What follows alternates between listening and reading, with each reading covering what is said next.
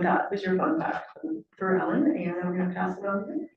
So thank you very much. Thank you for being here. So I have two sons, both of whom are Eagle Scouts, and my oldest has behavioral needs and special needs, and the Boy Scouts was very, very good to him. So, and my youngest son, whose 29th birthday is tomorrow, my baby, who is 6'7", is here with me.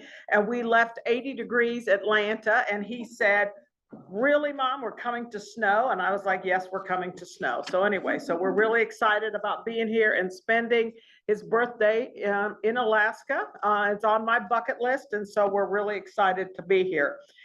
This presentation, unfortunately, will not be concise. It has got a lot of information packed into it, and I'm hoping that you will enjoy.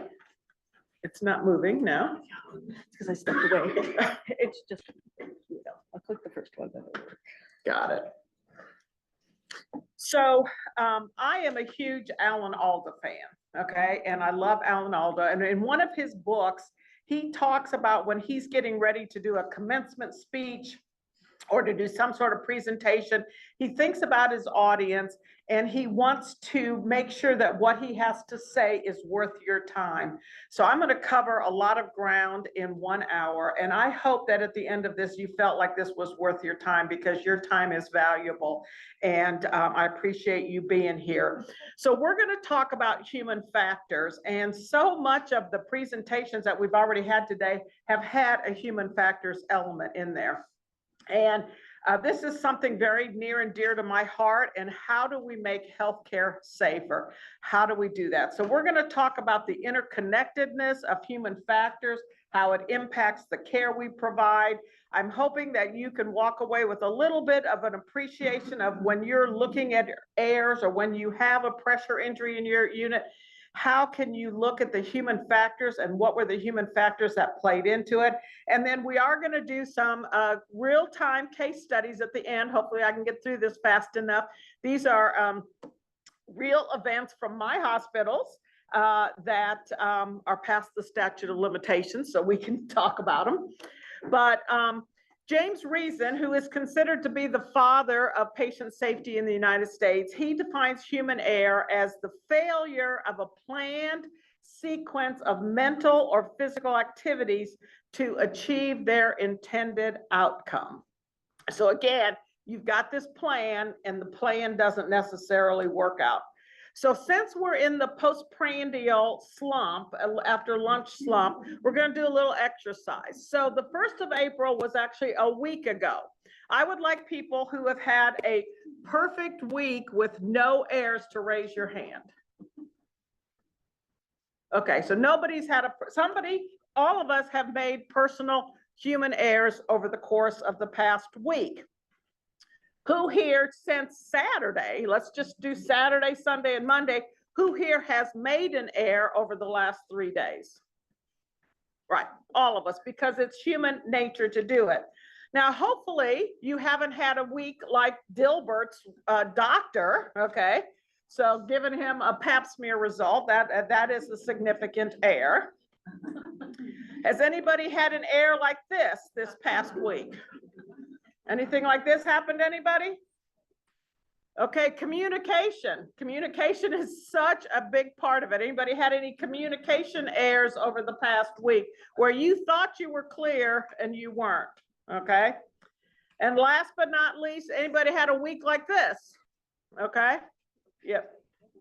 So anyway, so we know that the saying is to err is human. Okay. So let's think about healthcare. And I use this analogy all the time, that healthcare is not an assembly line. It is human beings caring for human beings using technology, equipment, medications that were created by human beings. Okay, so we've got a lot of different factors playing into every interaction we have. So how do we understand that interconnectedness, and how do we understand how to take those human factors and make it safer for the patient by making it easier for the staff to do the right thing and harder to do the wrong thing? And we really have to understand that, because human factors also has a pivotal role in our culture of patient safety. Now, this diagram, I saw this years ago, and this is, I call this the bread and butter. And so if we really think about this diagram, and I talk about it at my system all the time, this is kind of the foundation. And so as Jennifer talked about earlier, standardization. And if you think about your culture of safety, if you think about how we're going to reduce our errors in our system, you have to have a foundation of standardization and simplification. It simply will not work if you don't have that foundation, and you've got to have that foundation and get it built into your system. And when you do that, then you now have, I call them those barriers on the side. So you've got that rail guard on the road, you've got the gutter guards in the bowling alley, so that the ball will stay where you want it to go, the car will go where you want it to go, and you don't have any injury or adverse outcome. So when we think about that, and we think about how do we do that, what are those safeguards that we can build into place, knowing that human beings will make errors and knowing that human beings will have faults. So if you look at this, this is your pyramid of safety. So at the very bottom, we need to eliminate the opportunity for error. We need to make it hard to do the wrong thing and easy to do the right thing. We need to make those errors very visible when they occur, so we know they happened, and hopefully we can catch it early enough to mitigate it so we don't have harm. And then at the very top is our policies, our procedures, our education, which we know are the weakest actions that we can implement. And all along that right-hand continuum, human factors are playing into that every minute, every day. So we're going to take a few minutes. The FAA, and I love this, if you haven't researched this, this is free, this is out there to look at, but the FAA has what they call the dirty dozen of human factors. And I was thinking about this yesterday when I was on 2 different airplane trips coming up here and thinking about how safe the FAA has made it over the past 3 or 4 decades in terms of safety. And so we have taken these probably about 4 years ago and have really tried to embed them into what we do when we're looking at our adverse events, when we're trying to say, how can we make it safer for the staff to provide safe care to the patients? So I'm going to go through these 12 rather quickly, and then we're going to dive into a little bit more at the end with 9 of them, or the sub-factors of them. So the first one is pressure. And I think everybody knows what pressure is. That's where somebody's trying to coerce you into doing something, or you're trying to coerce somebody into doing something, like your children or something like that. But it's really this impact and this influence. But sometimes pressure, like here, the feeling of stressful urgency caused by something with limited time. You know, a resuscitation event is going to have pressure associated with it because you only got 6 minutes, right? With that brain, those brain cells. So you're going to have pressure with that. But in other ways, what are the other ways that we're trying to coerce people into doing something or twisting their arm into doing something? So when we talk about this and we share this with our staff, we talk about avoiding group think. That is so easy to get into, but we have to avoid groupthink and try not to rush. Do not do tasks or activities that you haven't been trained to do. How many times do we have somebody said, oh, it's okay to go do that, when it's really not? And we don't want people to do that. So we have to encourage staff to stand up for themselves, say, I don't know how to do this. I haven't been trained to do this. Only perform tasks within your licensure. We have over 450 physician practices sites that we have in our system, and not a week goes by where a doctor's telling an MA, oh, you can go ahead and do that. Like, no, it's not within your licensure to do that. So we have to reinforce it. People are pressuring them, and then to implement the chain of command when they're feeling pressure. Stress, okay? Anybody here had any stress in the last week? Literally Monday before I flew out, they reorganized our whole department. I didn't know about it till Monday morning. So talk about stress, okay?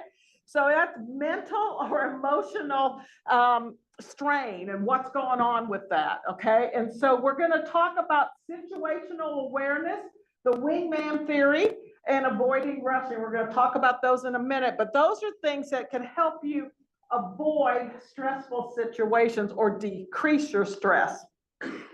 This diagram here sits over the corkboard to my right of my computer and over my phone, and I share this with my staff and other things. But here are signs and symptoms of stress.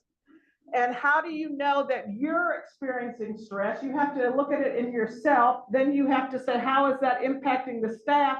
And are the staff having it? And it's broken down into 4 groups. You've got your cognitive symptoms, your emotional symptoms, physical symptoms, and behavioral symptoms.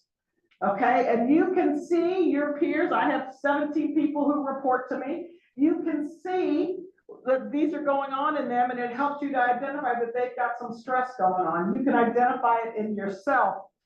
I keep this handy at all times.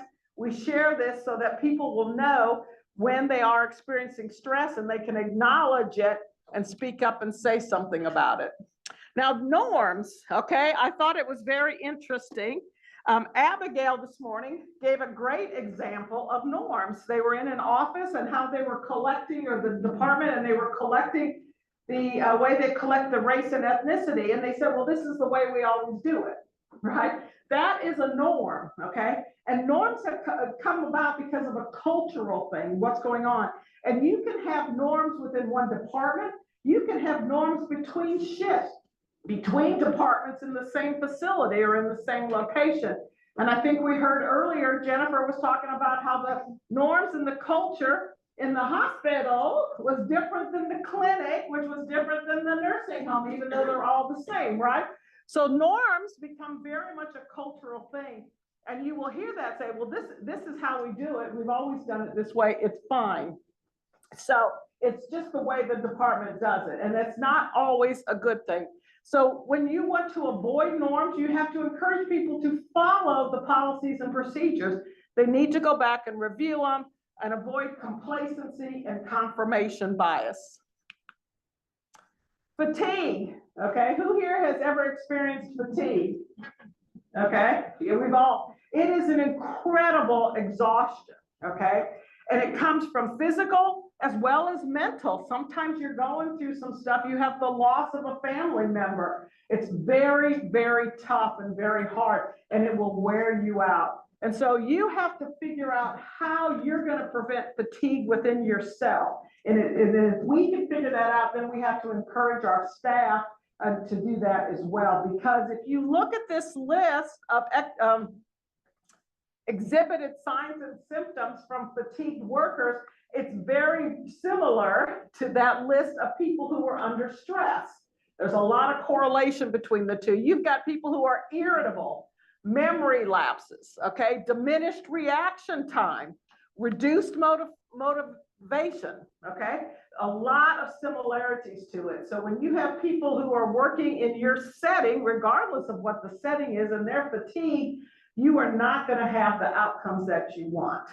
So we really have to look at this and look at that and to see how it's impacting the care that we're providing regardless of the setting. Now, distractions. So a distraction is a thing, it could be a person or a noise or something that turns your attention from the task that you're on, okay? And it causes you to not want to pay attention to it anymore, okay? And you lose the track of where you're at. So distraction is just something that turns your attention away, okay? And so if we think about distractions and how often they happen, and you think about distracted driving, I don't know what the driving is up here, but in Atlanta, they've got a whole big campaign about distracted driving and the cell phones and the conversations and other stuff that's going on, because we've had a lot of really bad accidents related to distracted driving. Okay, complacency.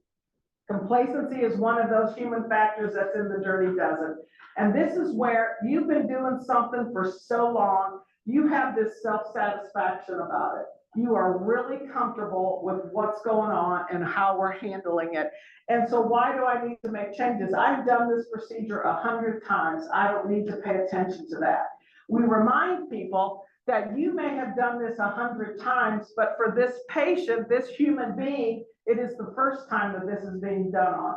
So we have to remind people to pay attention to the details for every patient, every time, because it does matter, okay? And those details matter. And I also tell people to ask questions and then ask more questions.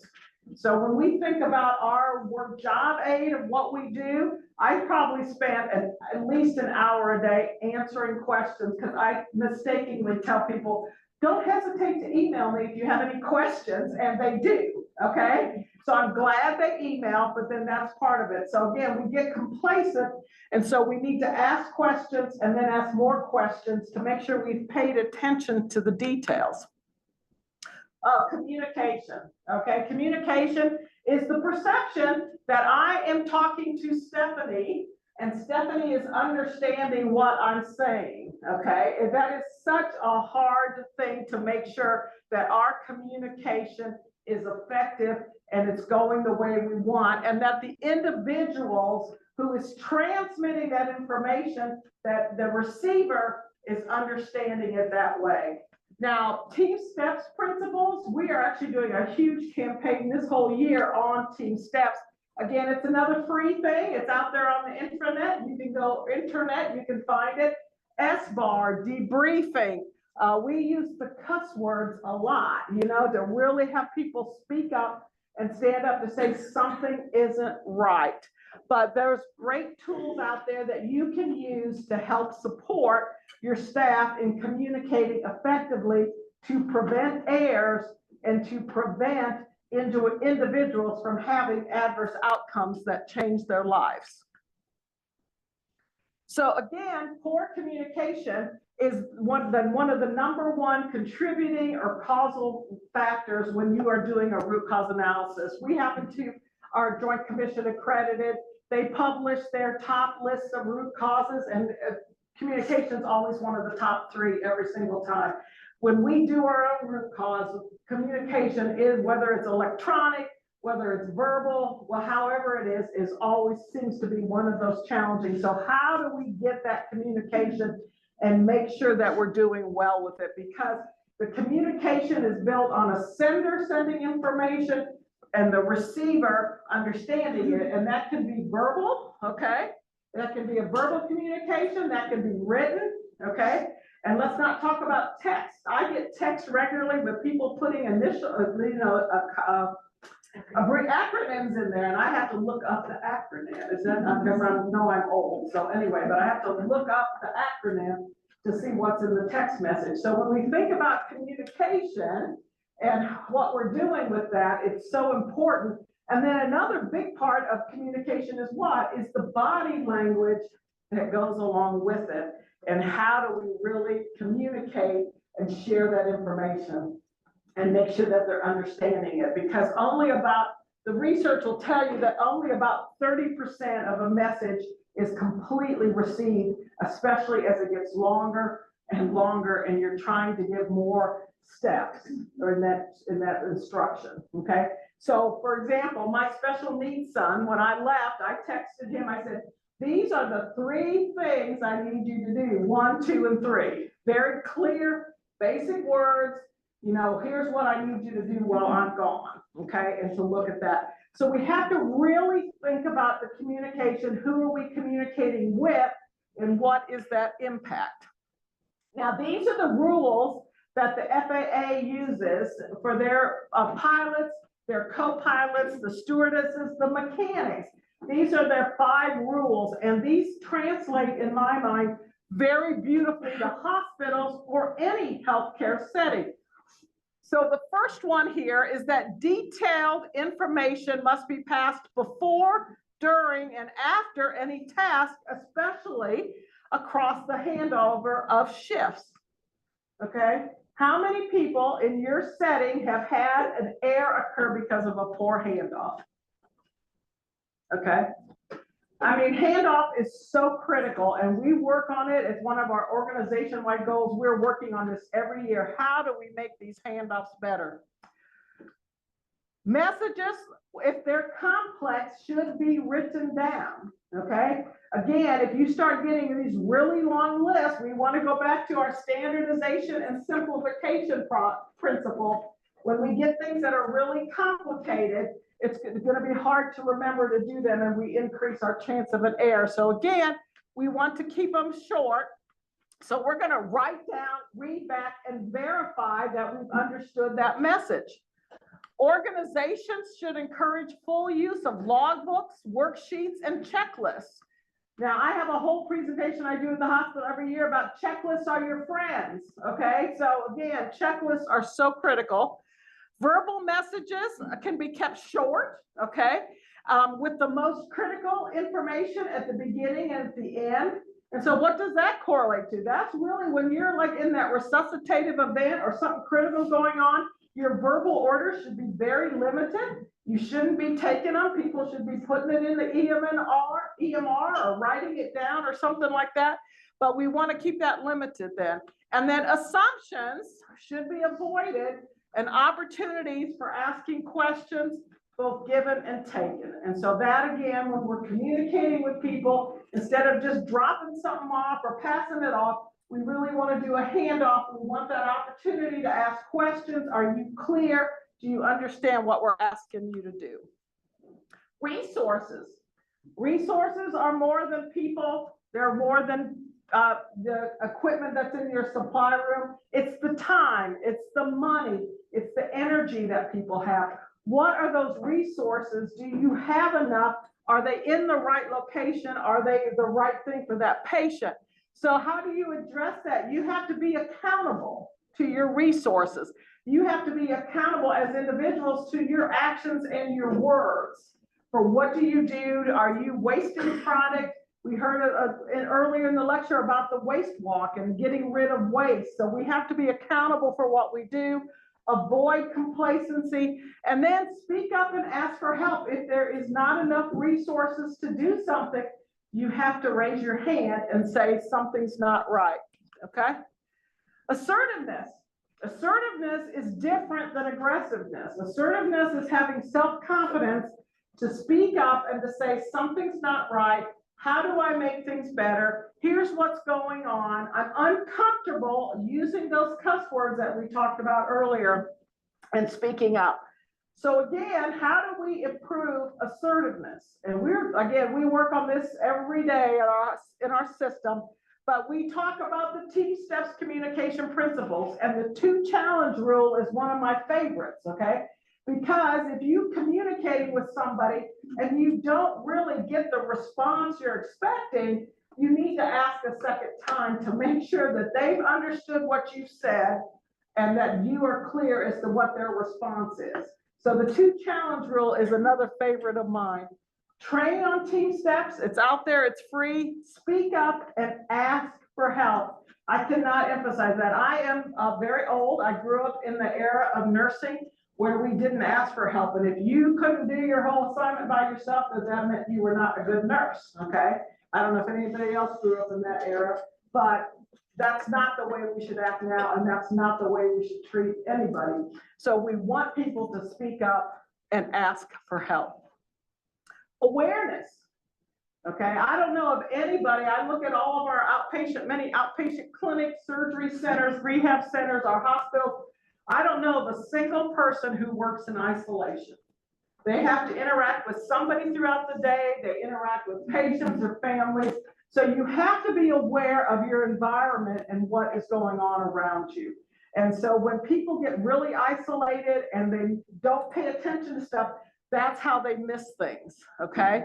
So we're gonna read about situational awareness. We're gonna review the wingman topic. And again, how many times have I said this? Ask for help and encourage others to ask for help. That needs to become the basis. So that's how we make the organization safer and get rid of or eliminate some of these human factor errors. Teamwork. Okay. My son knows this. I'm a big basketball nerd. I ruined both of my knees playing basketball. Who here watched the women's national basketball champion on Sunday afternoon? Was UConn not the image? Were they not the perfect image of a team? I mean, they were truly a single unit. I mean, they were just amazing to watch them, how they played together. They had a single goal. I mean, the way they passed the ball, nobody was hogging. I mean, it was just, okay, just amazing. I'll stop talking about that. Just like I promised I wouldn't tell any of my farm stories, because we'll be here for another 2 hours if I start talking about my Iowa farm girl stories. But anyway, so how do we improve teamwork? Teamwork is hard because there's always egos in there, there's communication challenges. So we want to encourage questions and avoid groupthink. And we're going to talk more about groupthink in a minute. Encourage the development of the teamwork principles. You need to have huddles. You need to talk about what's going on, making sure that everybody's on the same page, and stay focused on the common goal, whatever that goal is.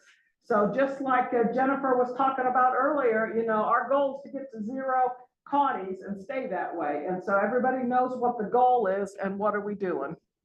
Knowledge, okay? Knowledge happens through time, education, and experience. And on my footnote of my email, I have a quote by Florence Nightingale that talks about we are never finished, we have to be continuously learning. And it's so important that we continue to push knowledge and to really encourage knowledge. So we can do that by avoiding confirmation bias, eliminating our cognitive bias, reading the policies and procedures. I encourage people to go back, pull that out of the system and read it and look at it.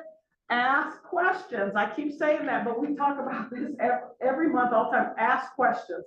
We want people to ask questions and continue to educate yourself.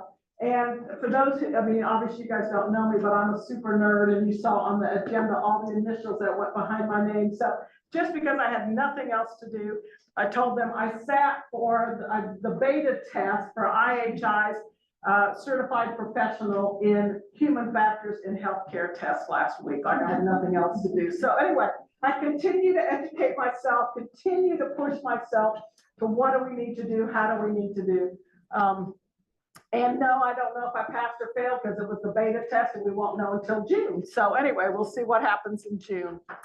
So when we think about our healthcare system, whether it's a nursing home, a clinic, a hospital, whatever the service line is, they are getting more and more complex, okay? And even if you just think about the names of medications that are out there now from when I started nursing over 4 decades ago, the names of the meds are just incredible. And so I'm always having to look at, when I'm reviewing a chart, I have to look up what is that med or what are those things. It has gotten so complex. And when we think about the staff who are working at the bedside, I mean, by the time they learn something, it's old news, okay? The technology changes, there's always new devices coming out, new medicines. You know, you buy a book off the shelf, it's already outdated by the time it's published. So there's always new information and technology coming. So how do we make sure that we have the staff with the right knowledge to safely provide care so we can eliminate human factors and prevent injuries? So these are the 2 things in purple that are kind of my mantra. It should not be taken as a sign of weakness for somebody to ask for help. Okay, if somebody doesn't know something, I want them to raise their hand and say, I don't know how to do this. I'm not safe doing this. I need help. It should not be taken as a sign of weakness. It should really be encouraged and celebrated when somebody does that. And then checklists. Again, checklists are our friends. We need to use those checklists. People shouldn't make assumptions about something that needs to be done. We shouldn't work from memory. I have many checklists. We've come up with checklists even within our own department. Here's what you do when the state shows up, okay, for an unannounced visit. Here's your checklist of what you need to do. So we've got about 25 different checklists, even within our little quality department, to say, here's what you need to do. So we should use checklists, and we should be always reviewing them. And the last but not least, the 12th one, our 12th human factor is our workflow. So we have already talked a little bit about this. The team needs to know what the goal is. What are we trying to accomplish today? Okay, what is that goal? In a perfect world, the flow would be unimpeded.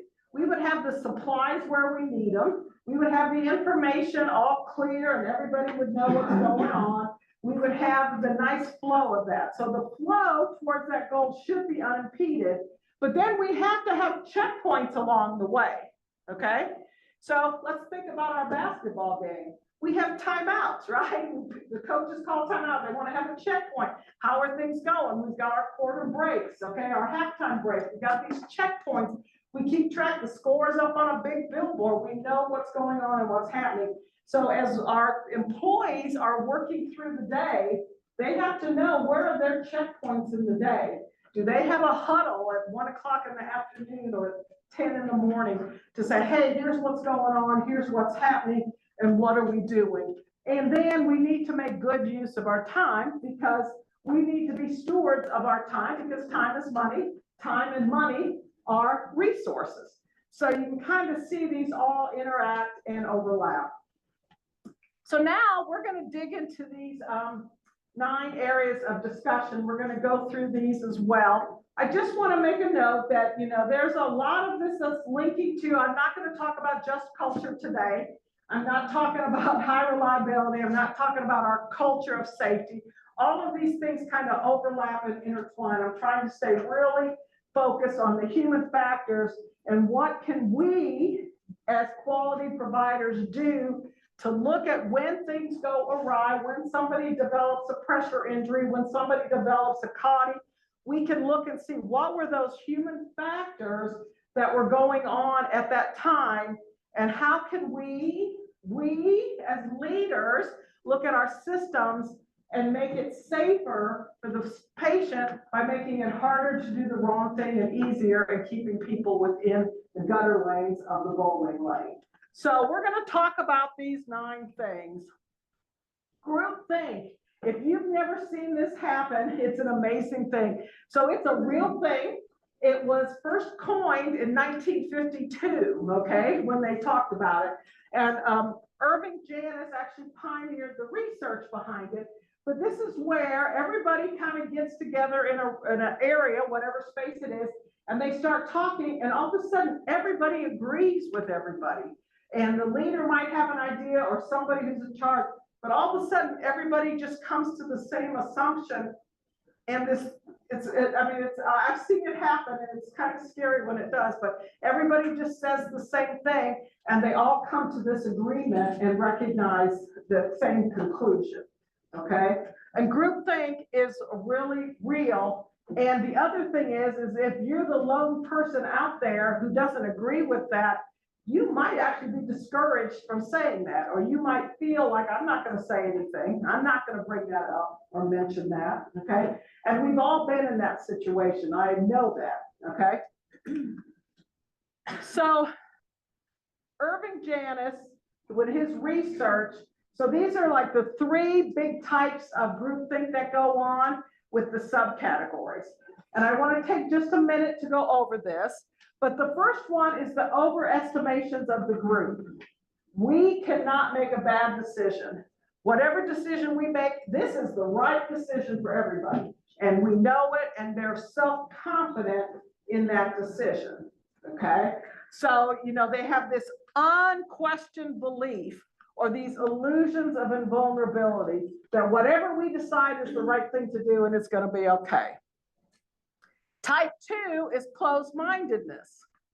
So if somebody is out there objecting to the way you're thinking, they might get shunned from the group, or we don't want them in this meeting, okay? We don't want them to talk about what they think we should do.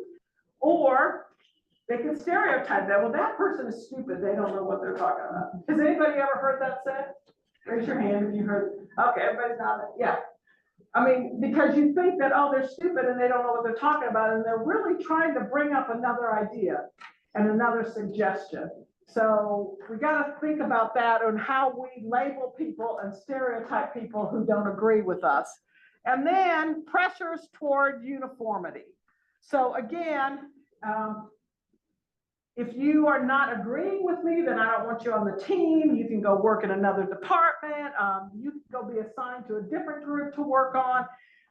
Again, if I don't speak up, or they assume that if there's nobody speaking up, that everybody agrees with me, right? And I think that that's a big challenge with Zoom meetings. I don't know how many of you guys still live on Zoom meetings, but people just don't speak up and they don't say anything. And so you get this consensus that everybody agrees. And again, we will shield people who are not going to agree with us. So as you're working with your teams and you're thinking about your teams, I want you to think about how groupthink is occurring. And is it occurring, and what can you as a leader do to prevent that? Because sometimes when you're facilitating a team or you're leading a team, the best thing that you can do is to step back and to not give your opinion, because people are going to automatically go with what you want. You need to step back and let others give suggestions about what needs to happen. And it's our responsibility as leaders to allow the frontline people, the people who are doing that work, to tell us what really needs to happen and to give us those suggestions on how we can make improvements. And then if somebody's not talking in the group, Susie hasn't said anything all day, you need to say, Susie, what's on your mind? What's going through your mind? What are you thinking?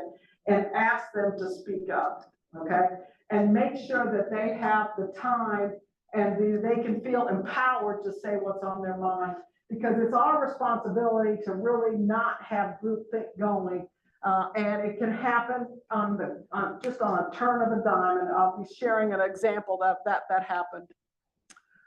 Okay, distractions, okay?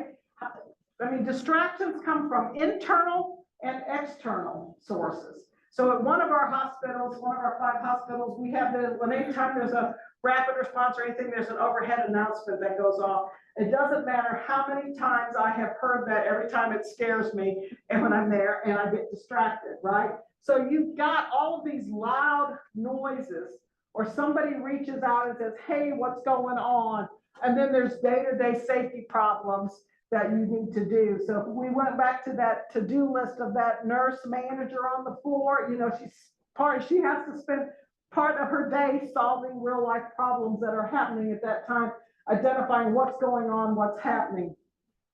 There's other distractions that can be avoided, like your cell phone. I mean, cell phones are one of the biggest distractions. It bings, it bongs, you get the noise, your son calls you and says, hey mom, something's going on, and you get distracted and you get thrown off. So again, we have to think about what are those distractions that we have, and then what are those distractions that are causing our staff to get distracted and to lose focus on what they're doing and to forget to do something, because that's when the harm comes up. So we have internal and external stressors. Some we can avoid, some we can't. So how do we avoid distractions? Okay, we know the literature shows this over and over and over, that distraction is the #1 cause of forgetting things. So how many, think about since last Tuesday, how many of you have forgotten something because you got distracted? Yeah, okay, it's very happen. So think about our frontline staff who's running a clinic full of patients and something's going on, or they're taking care of patients at the bedside, and oh, did Mrs. Jones get turned or not? I mean, they can't remember. So we want to use checklists. Checklists are our friends, okay? We want to make things visible for everybody. In every procedure room in our 5-hospital, multiple outpatient system, there is a whiteboard on there where we write the name of the patient, the procedures, all of the details, so that everybody can see it and we don't forget anything, because we know distractions will happen during procedures. So use those whiteboards, have those there as your visual cues for the staff so they don't miss things. Again, preparing medicines in a closed closet or quiet area or something, because that again shows the #1 cause of that. Simulation or task practice, that is so helpful because they learn to do it over and over without distraction. So again, they get a little bit of muscle memory in there in doing those things. And then our communication strategies.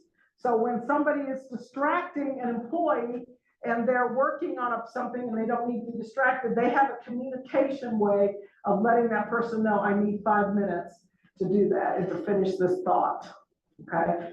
So we really want to look at our distractions. Rushing, okay? Rushing is human nature. You know, it's often on a Friday afternoon, I'm sitting there going, I got these 6 things I got to do before I can go home, right? So we're trying to get it done. And if we get this done quicker, I can go home, I can go have lunch, I can do something. So we get in a hurry and we rush. It's just inevitable that we do that. So how do we step back and try to do things methodically and not rush through that? Because we know that when you get something done, getting it done in a hurry, you can start your next task, or you can go do something fun. You can go home, put your feet up on your back deck. Now, I said I wasn't going to tell a farm story, but I'm going to tell a farm story, okay? So I grew up on a farm in Iowa, and we were we were always industrious, always doing something and working hard, and always getting the next thing done because there was too much to do. And so there was an article that was published probably 15 years ago, and I haven't looked it up, but I know this from personal experiences and personal knowledge. But the worst farming accidents, again, this is in the Midwest, the worst farming accidents happened at the end of the day when they were rushing to get done. You know, we had a neighbor who, you know, he was tired and he reached into the corn picker to pull that out and lost his hand, you know, because he was tired and it was the end of the day and he was rushing. And so the word, that was a published article about 15 years ago, that rushing was the #1 cause of permanent farming injuries. So we need to do our jobs safely.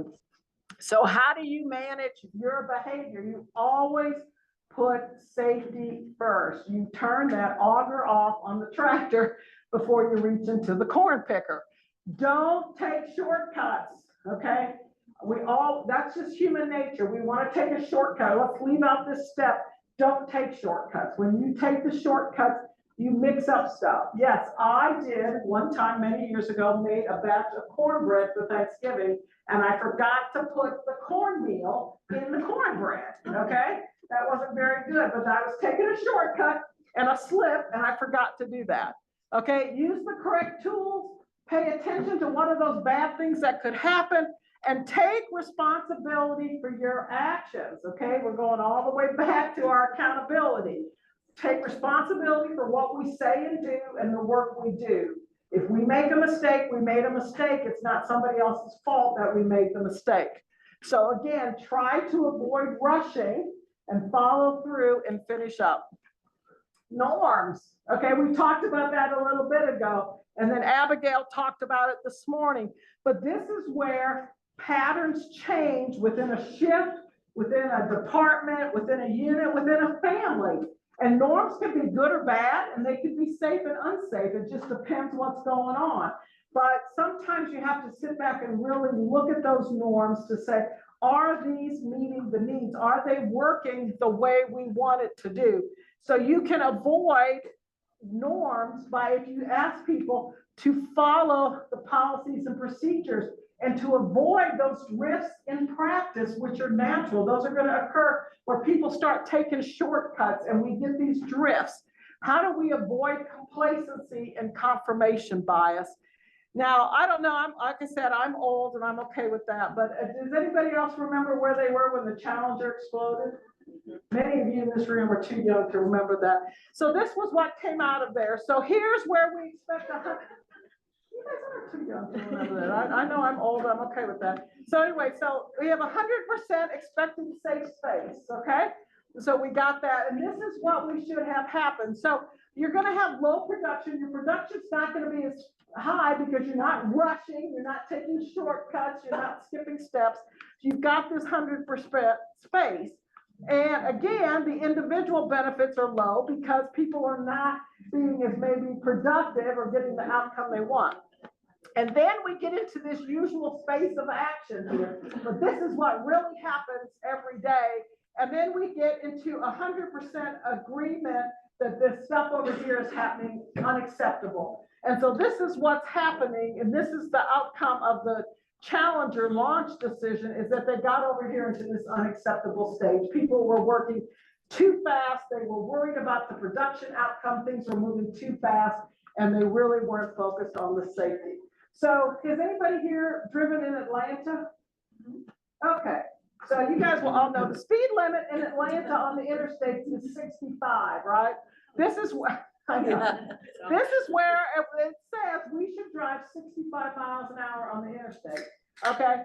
This is where everybody lives. They're in the 70 to 75 to 80. I mean, if you've ever driven in Atlanta. And then, so we would say this is the usual space of action. We are more prone to accidents because we're going fast, and we've got a little higher risk because, you know, we're more focused on what we're doing.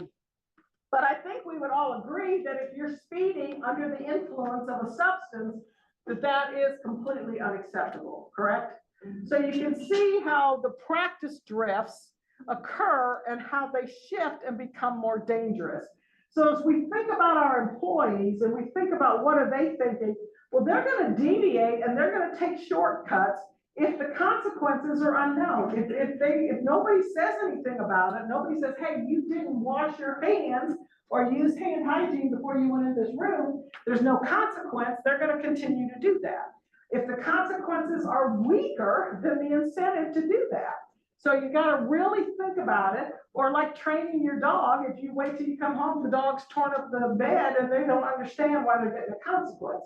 So again, you have to think about why are we allowing drifts in practices to occur? And it's incumbent upon us as leaders to make sure that we're monitoring and observing and making sure that we're not allowing those drifts in practice to happen. Because when we set that as the norm, that it's okay to do that, then that's when we get into trouble.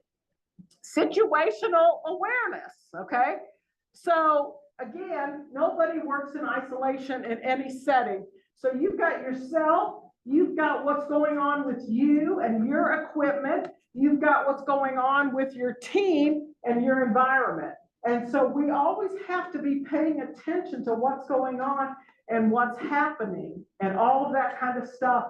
And I'm gonna tell you, if you saw it on the news, it was 2 years ago in May 6th, I'll never forget it. We had an active shooter at one of our clinics in Atlanta. And a couple of people died. One person died and many people were injured, and it was a terrible event. And you know, you really have to pay attention to situational awareness and what's going on and what's happening and knowing how to respond if that happens, which we know happens more and more. But as you see here, to be a good team member, and we've talked about all of these as human factors and situational awareness, we need to recognize and make others aware when we have deviated from that standardized practice, which is our foundation. So when those deviations occur, the team has to speak up and say, hey, I'm observing my environment and this deviation has occurred. We need to monitor others. We need to pay attention to environment, what's going on. We have to demonstrate awareness of the task. Are we competent and qualified to do this task? Can we speak up? Do we know where we are in the mission status? Have we had our checkpoints? How are things progressing throughout the day? And then again, communication, clarifying the expectations, really homing in on what is going on and making sure that everybody on the team is aware of what their role is. Now, the wingman theory comes out of aerial combat. It goes all the way back to World War II when you talk about that. But again, that's where you have somebody who has got your six. Somebody is behind you, they're your wingman, and they're looking out for you because you can only see from your perspective. The wingman is protecting your six, and they're seeing the world from a different view. So again, in our culture, and what we think about with our environment and our human factors, we want people to speak up. You are not alone. You have a wingman, and you are a wingman for somebody else in this whole environment that we're taking care of and providing care to. Because the value of the wingman is they're seeing the world from a different perspective. They're seeing what's going on, and they may see signs of stress in you that you haven't picked up on yet. They may realize that something's going on, or that your patient down the hall or in that clinic room is acting squirrely, and they can help you with what's going on. So again, it is to help and to spot the danger and to be there when things go awry. So We've talked about how people sometimes are reluctant to speak up. There used to be a culture of, if I couldn't do it all myself, I'm not a good employee. Well, we have to make sure that people don't feel that anymore. People should not be reluctant to speak up and to ask for help and to have those concerns.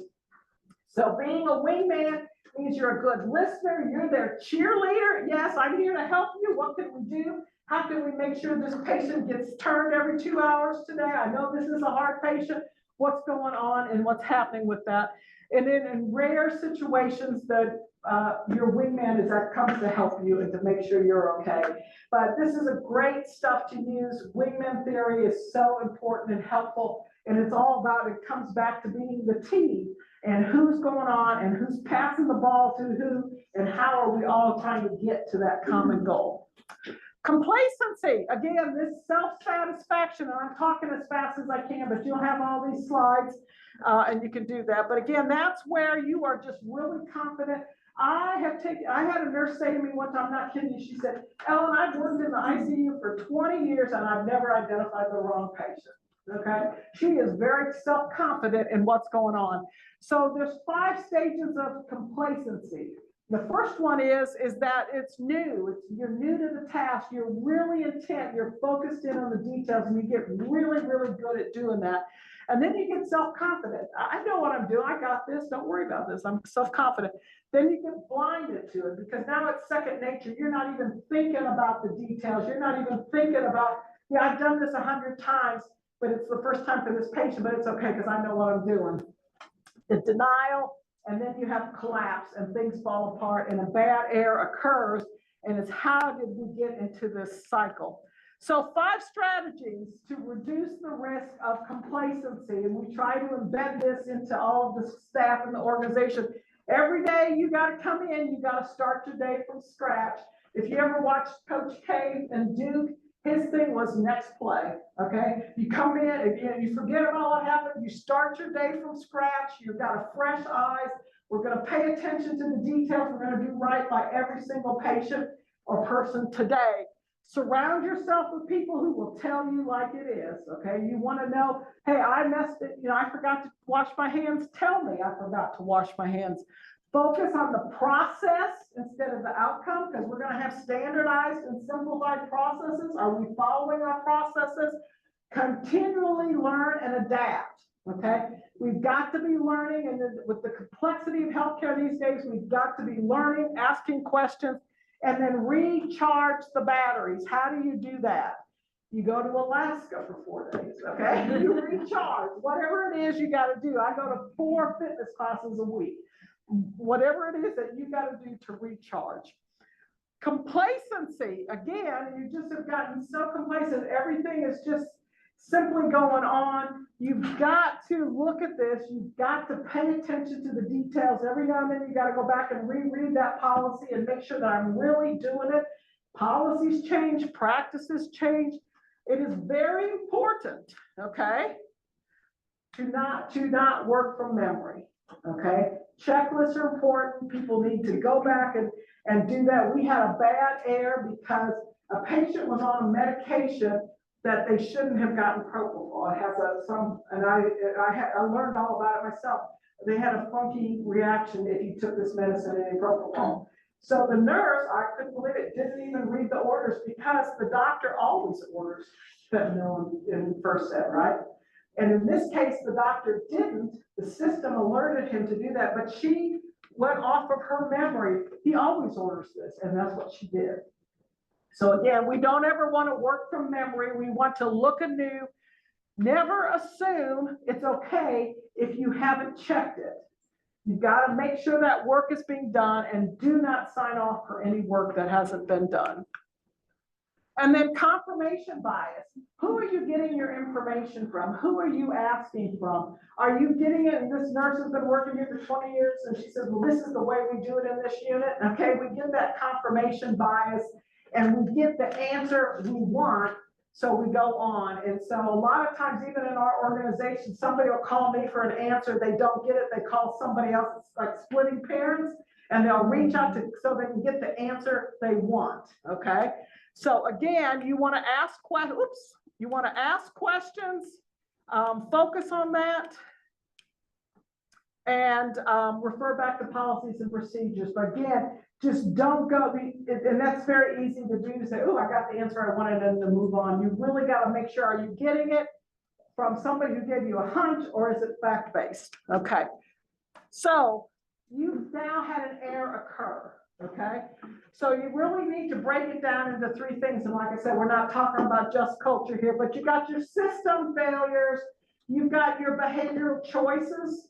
I mean, I had a nurse in the ICU hung all of, I shouldn't be telling all these stories, but they hung all their meds, their replacement bags on the IV pole. And then they hung the wrong one up, and we had really bad things that happened. And the person said, oh, I knew I wasn't supposed to do that, but I just like to do it that way. Well, that's a behavior choice, okay? And then you've got the human error, and that's what we're talking about today in this time, is the human factors, the human errors. How do we make sure we are doing that? So there's three ways you look at this. And this we're going to do in about 60 seconds, and it's really about a 4-hour course, okay? But errors happen because of a knowledge base, because there's a new situation that comes up, or they haven't been exposed to that before. And how do they get that? And so they make an error because they didn't have the right level of knowledge of what to do. They can be rule-based. You've got your policies, your procedures, your protocols. So they either misapply a good rule, or they don't apply a good rule, or they apply a bad rule, because believe it or not, sometimes our systems aren't perfect and our rules are outdated. So how do we do that? And then the last one is automatic skill-based. So that's where things are so automatic. You've done this 100 times and you're just doing it, and then there's a little quirk and now you forget about it, okay? And you miss a step. So that's a slip and a lapse, okay? Like the person who left the gas hose in their car, that was clearly a slip or a lapse how they pulled that out. They were just so automatic that they did that. So now we're gonna do 3 case studies, and we're just gonna holler out the answers here. And again, these are real things that happened here. So a nurse coming on duty after working a double shift the day before, okay? And so not only that, they float her to a different unit that she's not normally on, okay? So now she's nervous and anxious because A, she's worked a double shift and now she's there. The physician has ordered a medicine, and I had to leave this in here. I realized, I saw this on the plane yesterday. And I realized I had made an error. I said with the nurse, which the nurse. I said it twice in there. So I made a mistake. A physician has ordered a medication that the nurse doesn't know anything about. So she says to the senior nurse on the unit, well, can you tell me about this? He goes, oh, that's the way the doctor always orders. It's okay to go ahead and give it, okay? So she proceeds on. She administers the medication to the incorrect patient, and the patient has an adverse reaction to the medicine. What do we think some of the human factors are in this event when you go, and again, this is a very high level, I know there'll be a lot more analysis, but what is the, just shout out some of the things that you think some of the human factors are. Fatigue, stress, pressure, knowledge. We got norms of that unit going on. And then the resources, because obviously there's some problems with the resources in the organization because you had to do a double shift and flipped it.